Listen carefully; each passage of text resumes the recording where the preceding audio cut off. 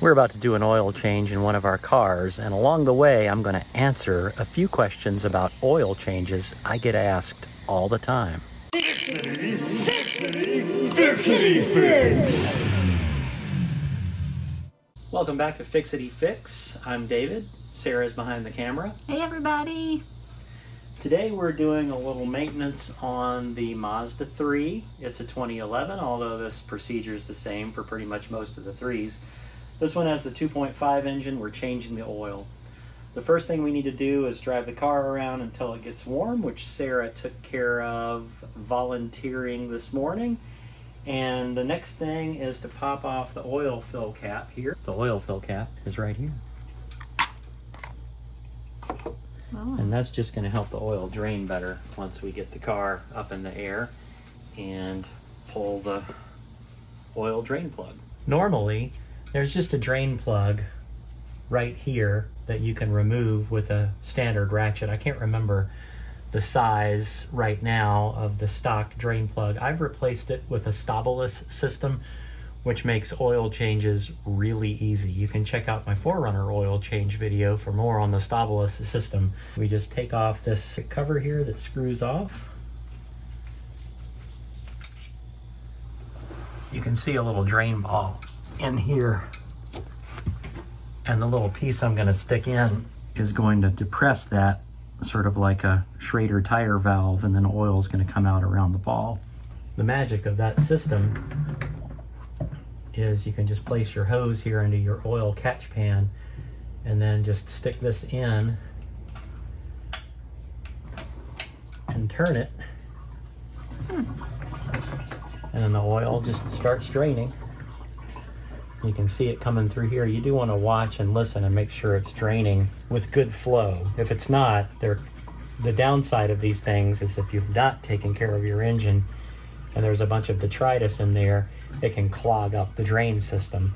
So if that happens, you just have to take it out, let it drain, and maybe go back to a stock drain plug. But as long as you're doing regular oil changes, this makes it so much quicker and easier. Now we're just going to let that drain for, you could let it drain for probably 10 minutes and be all right. We're going to let it drain for a couple of hours just to make sure everything that's in there, all the old oil, comes out. If memory serves, the original drain plug that came out of this before I replaced it with a stobless system was an 8mm hex. If you're not using a stobless plug, now's the time to put the drain plug back in and torque it to 25 foot-pounds. All right, to remove this stobless system hose, it's as simple as turning it counterclockwise about a quarter turn and pulling it out. Much neater than a typical oil change. Because you drain oil when it's hot, the hose kind of expands on this stobless hose. So I have a little hack where I put a tight zip tie around the hose where it attaches. And I store the hose just like this, so it's easy to put on a pegboard and ready for next time for the next oil change. I'm going to leave you a link in the description of this video and somewhere above me right now for the stobless system for the Mazda3. If you click on the link, you can purchase it. It won't cost you any more to click on the link and purchase it, but Fixity Fix will get a small commission and it'll help the channel grow. Should the ball valve fail, no worries. You've got this cover on it that uses a rubber O-ring just to keep things extra safe. Our next step is going to be to pull out the old oil filter and drain that part of it and install a new one. That's around front. So we're right under the front and center of the car. So we're going to unscrew this oil filter counterclockwise and pull it out. It's going to be a little messy, so we'll have the oil catch pan underneath. Here we go. A lot of times you can get these off by hand. You can use an oil filter wrench like this to get up in here and get it loose if you can't quite get it by hand. A lot of people over tighten these things, so you may need a tool. So let's get it loosened up.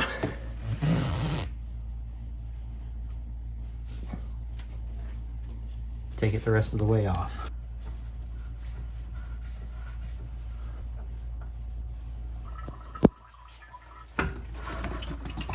There's the old oil filter. I'll show you a new one in a second. kind of slippery. I can't imagine why. Now you can see where the oil filter came out. It's dripping a little bit.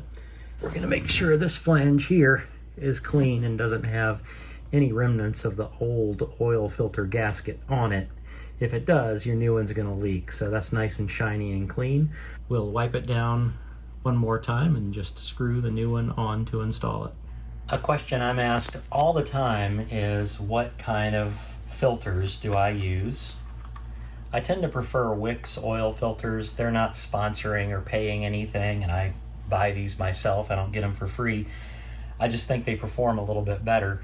Similarly, what kind of oil do I use? I typically use Pennzoil Platinum High Mileage in this application.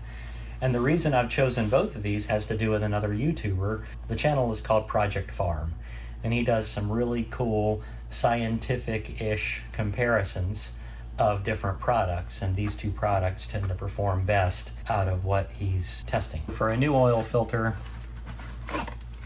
there's a little controversy about whether you pre-fill them with oil or whether you install them empty. I'm in the pre-fill them with oil camp, and the reason I am is that having the oil filter full of oil means that you have less time starting up an engine after an oil change without oil. Oil gets through the engine more quickly if it's already in the filter. It just cuts down on wear.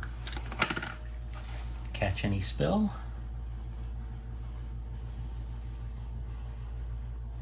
Filling these up is a little tricky in that it'll make you think it's full if you go too fast before it's actually full. It holds deceptively more than you think. Always manage to spill a little. That's why I put it in the box to fill it up. Putting the top back on here because I'm going to kick it over if I don't. By the measure here, that took about 1/4 of a quart. This car takes 5.3 quarts if you're changing the oil filter too. And that 0.3 quarts is about what it takes to fill up this filter. Notice that I'm rubbing oil into this O-ring gasket around the oil filter. That's so that it doesn't catch when I reinstall it, and if it gets crimped, then oil is going to leak and you'll have problems. I have to be really careful not to spill this because I'm going to be laying down right under it to install it.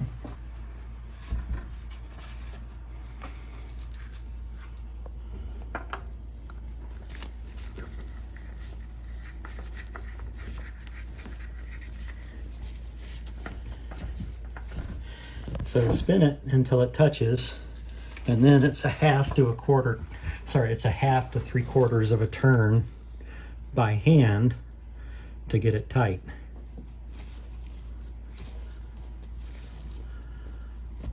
That's 3/4 of a turn. So that is installed. Any tighter than that, you're likely to run into one of two problems. One, and the worst, is you might crush the gasket and then have a catastrophic leak, which will ruin your engine. Two, you might not be able to get the oil filter off the next time without some drastic measures, like punching a hole through it with a screwdriver and unscrewing it that way. So hand tight plus 1/2 to 3/4 of a turn is the rule.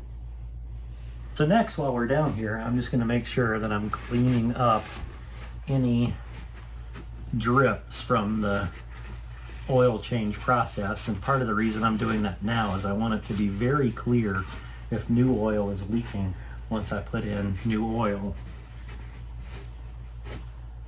Because I used the Stabilus system, there just wasn't any leaking or mess from the oil drain part of it, which is usually the messiest part. And everything looks good. This is a good time to just take a look at ball joints and bushings.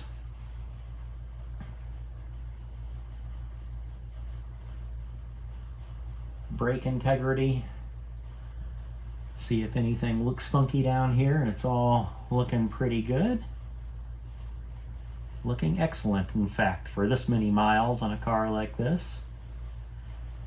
You might have noticed there's some blue paint right here. I did that early on, I think around early 2020, when we did the transmission fluid swap for the first time in this car. That was our first Fixity Fix video. Aww. We didn't have the lift, just had one jack and a couple of jack stands. And so this is the jack point for jacking up the front of this car with a trolley jack that rolls under the car. And I painted all the jack points blue just so I could find them easily in our, what at that time was a very dark, dank garage. So if you slip a jack under here, this little X stamped into the metal of this cross member here will let you jack up the whole front of the car, and then you put jack stands under the jack points where the lift is engaging the car now. This car really hasn't given us trouble. She's been a good one. All right, next we're heading to the top, and we're going to fill it up with 5.3 quarts. I've already put in the 0.3 into the filter, so we have to remember that part, so it needs about 5 more quarts. Wow, that did keep it really clean. Yeah, I like that oil change system quite a bit. I think we have it on all the cars except the Porsche at this point. Your floor makes it look really clean too. Yeah. That's in another video, right? That is in another video. Good idea to wipe the funnel out before you use it, just to make sure you're not putting any dust down into the engine.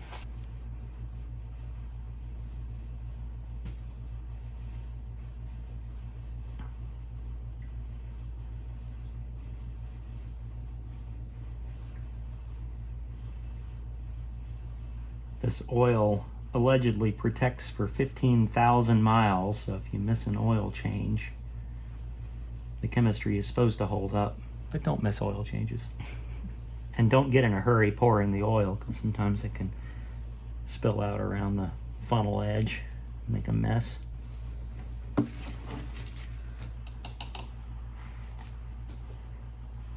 Remember to put the oil cap back on.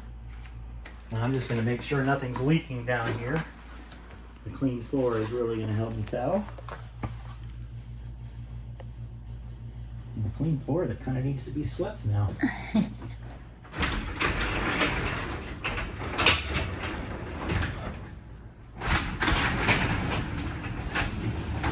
I believe in our skills, so I'm taking off the gloves. All right. The gloves are off.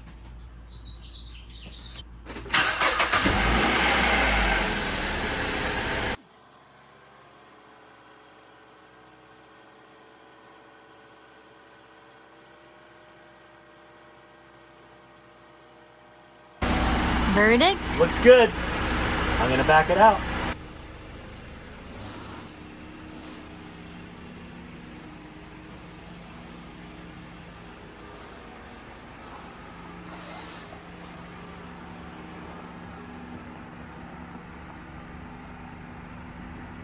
I sort of missed the little stickers that went up in the windshield that told you when your oil needed to be changed again. I found these years ago on Amazon. I'll leave a link to these or something similar for you, and you just write when it's due again, which I'm going to do now, and that'll be what, 6 months from now? Whoa, that's January. Okay, so at 141,000 we'll do this again, about 6,000 miles, January 2025. You get your little sticker. Thanks, buddy. Thanks for watching Fixity Fix. I will leave some links in the description of this video for the oil filter, and for the drain plug system that we use. Consider using our links to purchase those items. It won't cost you anything extra, but the channel will get a small commission, and that'll help us out for the channel to grow. If you found this video helpful, please consider giving us a like, and even better, subscribe to the channel to see more content like this. Thanks for watching, and we will see you next time. Bye. Yes, I think the alternator has been the biggest pain, and that's probably because the first time I replaced it, I've replaced the alternator 3 times. I replaced it with a parts store alternator. It doesn't matter what parts store you go to. They're going to be rebuilt, and they'll give you a lifetime warranty. The problem is they just rebuild what's broken at the time when they get the old core in, and then you still have an old alternator and they just break, and it takes a while to, it's kind of a big job to replace the alternator in this thing. That's really it, right? Mm-hmm. I mean, the dashes in these cars kind of swell and come apart. We did have to replace the stereo amp, Oh, yeah. the Bose amplifier. Mazda wanted $2,000 for the part. Bose took care of you. Emailed Bose. The car was like, what, 10 years old? 8 or 10 years old at the time? And Bose is like, oh, well, that was one of our amps. We're going to send you a new one for free. Good car. And good Bose. Yeah, let's keep it running.